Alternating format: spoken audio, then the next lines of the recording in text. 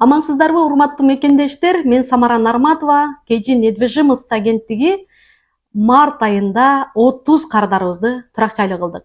Буга чейин кардарларыбыз Екатеринбург, Санкт-Петербург, Москва, Новосибирск шаарларынан үйлүү болсо, бул жолу биздин компанияга Россиянын көптөгөн бурчтарынан кайрылып үйлүү болушту. Ар бир биздин компанияга ишеним артып кайрылган мекендештерибизге терең ыраазычылык билдирем. Жана бүгүн кубанычымда чек жок, себеби алардын ишенимин аткарып, ишин жакшы деңгээлде бүтүрүп бергеним аябай мени кубандырат. Россиянын Иркутск шаарынан, Южный Сахалин шаарынан, Иваново шаарынан, Нижний Новгород шаарынан биздин мекендештер кайрылып, өздөрүнүн жеке үйүнө ээ болушту. Март айында 30 кардарыбызды туракчайлуу кылдык. Айына төлөмдөрү боюнча айтып өтөм. Договордо айлыгым аз. Ипотекага үй алсам болобу? Золотая коронадан көп жолу микрозайм алганмын. Бирок убагында төлөгөмүн. Анын мага эмне зыяны тиет? Ал эми ипотекага туракчай алсам, 3 эсе төлөп берип калат экенмин деген суроолорго бүгүн жооп берип өтөм. Эмне үчүн төлөмдөрү жөнүндө айтпайсыздар деген мекендештерибиз дагы бар. Айына канчадан төлөп атат, үйдү канчага алды? Негизи биздин компаниядан үй алган ар бир мекендешибиз бизге ыраазычылык сөздөрүн айтып, бизди кубандырып келет. Бирок кээ бир учурда кардардын ар бир нерсесин айтууга чындыгында биздин кандай деп сиздерге түшүндүрүп берсем экен, айтканга негизи болбойт деп айтсам дагы болот. Бирок бүгүн сиздерге жөн гана пример катары айына канча миллион алсаңыздар, канча айына туура келет. Ушулар жөнүндө айтып берейин сиздерге. Негизи үй алам деген адам офиске келгенде, биз маалымат бергенде бардыгын ар бир моменттерин, канча чыгым кетет, биздин кызмат акыбыз канча болот, кандай документтер керек болот, сиздин кредиттик тарыхыңыз кандай болуш керек, эгер Москвадан үй ала турган болсоңуз, өзүңүздүн доходуңуз жетеби? Ушулар жөнүндө жеткиликтүү маалымат бергенден кийин гана сиздер менен келишим түзөбүз. Андан кийин сиздин ишиңиз башталат. Мисалы, Москвадан 10 миллионго үй алса, айына канчадан туура келет? Эң бардыгын кызыктырган суроолорго жооп берейин. Азыр сиздерге бул жака калтырып кетемин. Канча миллионго үй алсаңыз, айына канчадан төлөйсүз? Бул примерный расчет.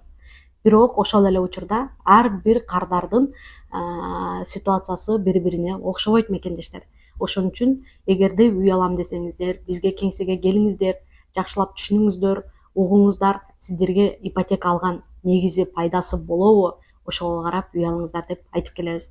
Эгерде сиз 10 миллионго үй алсаңыз, айына төлөмү бүгүнкү проценттик ставка менен 148.700 туура келет. Ал эми 9 миллионго алсаңыз, 133.850 рубльден төлөйсүз. Ал эми 8 миллионго үй ала турган болсоңуз, 118.950 рубльден төлөйсүз. Ал эми 7 миллионго үй алсаңыз, 104.100дөн төлөйсүз. Ал эми 6 миллионго үй алсаңыз, 89.250 рубльден айына туура келет. Ал эми 5 миллионго үй алсаңыз, 74.350 рубльден туура келет. Ал эми 4 миллионго үй алсаңыз, 59.500 рубльден айына төлөмү туура келет. Ошол эле учурда төлөмдөр боюнча суроолор аябай көп. Ар бир адам өзүнүн төлөмүнө жараша, тапкан айлыгына жараша өтө кымбат үй албаңыздар деп ар бир видеомдо айтып келем. Ипотеканы оформление кылганда, мисалы, ар бир адам өзү канча акча табат, канчадан төлөгөнгө кудурети жетет, ошого ылайыкташтырып алышат. Мисалы, кардарга, кээ бир кардарга 22 жылга берсе, ал эми кээ бир кардарга 20 жылга, ал эми кээ бир кардарларыбыз 19 жылга алгандар дагы бар. Эгерде кардарыбыз 25 жашта болсо, 30 жылга чейин оформление кылсак болот. Айына төлөмдөрү бир аз азыраак болот. Ал эми төлөп келген малда кандай акча тапкан болсо, мисалы, ашыкча акчасы болсо, ашыкча акчасын досрочный погашение кылып төлөсө болот. Эгерде бардыгы кыйын болгондо, дегенде азыр былтыркыга салыштырмалуу быйыл үй алуу кыйын. 2019 жылга салыштырмалуу 2020 жылы үй алуу кыйын болгондой эле, азыр жылдан жылга банктын текшерүүлөрү, банктын требованиялары аябай часто алмашып жаткан учур. Бул дагы болсо биз үчүн мүмкүнчүлүк. Эгерде үй алам, өзүмдүн үйүмө төлөйм деген мекендештер болсо, сөзсүз түрдө сунуштамакмын. Себеби чем квартплатага төлөгөндөн көрө өзүңдүн үйүңө төлөгөн бул аябай айырмасы чоң. Себеби сен өзүңдүн үйүңдө прописанный болосуң, биринчиден, регистрацияң легальдуу түрдө болот, базада болот. Договордо айлыгым аз жазылган, ипотекага тапшырсам мага банк одобрение береби деп аябай көп кайрыласыздар. Мен ушунчадан бери иштеп, договордо бардык алган доходун көрсөткөн договорду көрө элекмин. Андай организациялар аябай аз. Азыр бардык эле налог төлөгөндөн качып, азыраак договорго аябай аз сумма көрсөтөт. Бирок банктан биз одобрение алып беребиз. Сиздер демек бизге ишеним артып кайрылгандан кийин ушул одобрение, үй тандоо, үйдүн документтерин текшерүү, сиздердин сделкаңыздарды алдыга жылдыруу, сиздердин ишиңиздерди ийгиликтүү аягына чыгаруу бул биздин милдетибизге кирет. Андыктан сиз ал үчүн кыжаалат болбосоңуз дагы болот. Болот эми анча-мынча сумма аз одобрение болуп калган кардарларыбыз деле бар. Бирок ошого карабастан созаемщик табып, үй алганга ал кардардын сделкасын өткөрүп бергенге аракет кылабыз. Золотая коронадан микрозайм алып, бирок убагында төлөгөнмүн Самара эже. Анын эмне зыяны бар? Мен деген карызым жок да азыркы учурда деген мекендештерибиз да бар. Бизде одобрениедан именно отказ болгон, Золотая корона менен достошкон деп коебуз андай клиенттерди, достошкон клиенттерибизге банк одобрение бербейт. Эгер сиздин доходуңуз стабильный болсо, жакшы жерде иштесеңиз, биз сизди банкка сонун кардар катары кетиребиз. Ал учурда банк көрүп, сиздин микрозайм аябай көп алганыңызды көрүп, сиздин стабильный доходуңуз жок экенин билип, сиздин кредитный историяңызды отрицательный деп тандап, сизге банк одобрение бербейт. Азыркы учурда андай кардарлар көп кездеше баштады, себеби Золотая корона негедир адамдарды ушунчалык өзүнө тартып, аябай көп алдырып жатышат.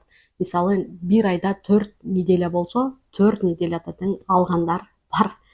Андыктан эгер бирөө сизге мага акча срочно керек болуп жатты эле, мага Золотая коронадан алып бер десе, эгер алдыда эч кандай планыңыз жок болсо, конечно, жардам берсеңиз болот. Эгер бирок үй алам десеңиз, сизге түздөн түз зыяны тиет. Андыктан бир эле Золотая коронадан эмес, эгерде үй алам деп пландаган болсоңуздар, эч кандай микрокредиттерди албаганга аракет кылыңыздар. Сиздерге зыяны чоң эле болот. Ал эми кредиттик тарыхы бузулуп, мисалы, буга чейин Россиянын жарандары деле бизге кайрылат. Өздөрүнүн кредитный историясы бузулган, өздөрү билбей, кредит алып төлөбөй калган, же болбосо бир случайно Кыргызстанга кетип калып, эстеринен чыгып калган ушундай ситуациялар деле болот. Бирок официальный түрдө, расмий түрдө иштеген туугандарын алып келип, үй алгандар дагы көп. Ипотекага үй алсам 3 эсе кылып банкка төлөп берип калат экенмин. Ушунга кандай дейсиз деп совет сураган мекендештерибиз дагы көп. Албетте, азыркы проценттин ставка аябай бийик болуп атат. Бирок үйлөрдүн баалары арзан болгондугуна салыштырмалуу биздин мекендештерибиз аракет кылып алып жатат. Өзүм жанада айтып кеттим, былтыркыга салыштырмалуу быйыл кыйыныраак, эмдиги жылы кандай условия болот, аны эч ким зарайына айта албайт. Андыктан ооба негизи ставка азыр бийик, бирок ставка түшкөндөн кийин заявление жазып, каждый раз түшүрсөңүздөр болот. Бул 18-17% боюнча калбайт, акырындык менен буюрса. Ушул жылдын аягына чейин түшөт деген жакшы маалымат бар. Эгер түшө турган болсо, сиздерге аябай жакшы болот, себеби төлөмөңүздөр сразу азаят. 3 эсе төлөп калам дегенде, мисалы, биздин кыргыз мекендештерибиз, азыр үй алып аткан мекендештерибиз, эч ким 20 жылдап ипотека төлөбөйт. Биздикилер аябай аракетчил, болушунча тез төлөгөнгө аракет кылышат. Азыр акчанын дагы куну кетип атат жылдан жылга. Андыктан эч кандай коркунуч жок бул жерде. Банкка төлөп калам, анан кандай болот деп. Мисалы, сиз азыр квартира снимать этип жатасыз, ар ай сайын төлөп жатасыз да. Ошол төлөп жаткан акчаңыз жөн эле абага кетип атпайбы? Эч кандай сизге ал накопление болуп чогулуп аткан жок. Эч кандай ал сизге пайда алып келип аткан жок, просто сиз жашап атасыз убактылуу, ошол жерге төлөп атасыз. Азыр ипотека алып квартирага сдавать этип койгондор аябай көп. Алар эгер выгодно болбогондо алар андай кылмак эмес. Өзүңүздөр ойлоп көрүңүздөр, сиздер жашап аткан квартираны акылы жакшы иштеген адам деп айтайын, алып сиздерге сдавать этип койгон. Анын ипотекасын данный момент сиздер төлөп атасыздар. Эми өзүңүздөр ойлоп көрүңүздөр. Азыр үй алдыңыз, 2-3 жылдан кийин үйүңүз жок эле дегенде 3-4 миллионго кымбаттайт. Ошол 3-4 миллионду чогултуу азыркы учурда өтө кыйын. Ошон үчүн ипотеканын эч кандай зыяны жок. Буга чейин да айтып келгем, ипотека алсаңыздар, сиздер ошол үйгө тапкан акчаңыздарды чогултуп баштадыңыздар деген сөз. Эгерде кете турган болсоңуздар, сөзсүз түрдө сатып кетсеңиздер болот. Эми кээ биркилер бар, айтышат, ипотека алган үйдү 5 күндө сатып кетип кала албайсың, анан тигинтпейсиң, мынтпейсиң деп. Сизди эч ким 5 күндө сатып берем, же болбосо 5 күндүн ичинде сатып кетсеңиз болот деген сөз жок бул жерде. Эгерде сиз күздө кетем, Россиядан бир жолу Кыргызстанга кетип, ошол жакта тиричилигимди өткөрөмүн деген планыңыз болсо, демек риэлторлорго кайрылып, үйүңүздү продажага коюп, спокойный сатып, банк менен расчет кылып, калган акчаңызды алып кетсеңиз болот. Мен маалымат бергенде, мисалы, кардарларга бардык ушул моменттерди түшүндүрүп берем.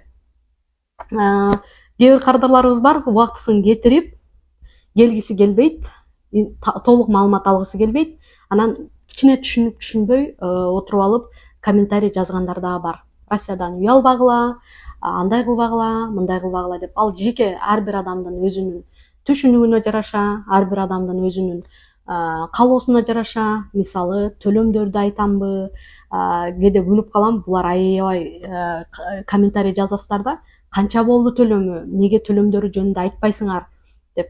Анан ойлоп калам, булар өзүнүн кызыкчылыгы эмес, булар кардардын канчадан төлөгөнү буларга эмне үчүн мынчалык кызык. Эгер сиз өзүңүз үчүн үй алууну каалап, төлөмдөрүн билгиңиз келсе, бизге кеңсеге келип, толук маалымат алмаксыз деген ойдо да калам. Андыктан биздин кеңселерге келип, толук маалымат алып, анан гана аракет кылсаңыздар болот мекендештер. Андан сырткары, азыр арендалардын дагы баасы күндөн күнгө көтөрүлүүдө. Мисалы, сиз 45 миңге квартира снимать этип жүргөн болсоңуз, хозяйкаңыз бир күн ойлонот дагы, азыр кымбатчылык болуп атат, мен үйдүн арендасын кымбаттатам десе, унчукпай төлөөңүзгө туура келет. Ал эми ипотека оформление кылгандан кийин, бул уже сиздин үйүңүз, сиз банкка канчалык тез төлөп бүтсөңүз, ошончо жакшы болушунча тапкан акчаңызды ошол жака салсаңыз, ипотекаңыздын срогу кыскарат, айына төлөмү кыскарат, өзүңүзгө кандай ыңгайлуу болсо, ошондой кылып төлөсөңүз болот. KG недвижимость агенттиги биздин ар бир кыргыз мекендешибиз, кайсыл шаарда болбосун, расмий түрдө иштеп, документтери баары так болсо, биздин компанияга кайрылып, үй ала алат. Биздин офистерибиз жок болсо дагы, биз аларга мыкты деңгээлде кызмат көрсөтүүгө ар дайым даярбыз. Сиздер үчүн жакшы маалымат болду деп ишенем. Комментарий калтырып, жакты деген кнопканы басканды унутпаңыздар. Алдыда сиздер үчүн дагы сонун видеолорду тартканга аракет кыламын. Менин YouTube каналыма катталып коюңуздар. Жакынкы күндөрдө сиздер күтпөгөн видеолорду да чыгарганга аракет кылып жатам. Андыктан бардыгыңыздарга ийгилик, бардык биздин үйгө муктаж болгон, же болбосо үй алам деген, жашоомду өзгөртөм деген мекендештерибиз болсо, сөзсүз түрдө бизге байланышып, биз аркылуу үйлүү болсоңуздар болот. Бардыгыңыздарга кийинки видеодо көрүшкөнчө.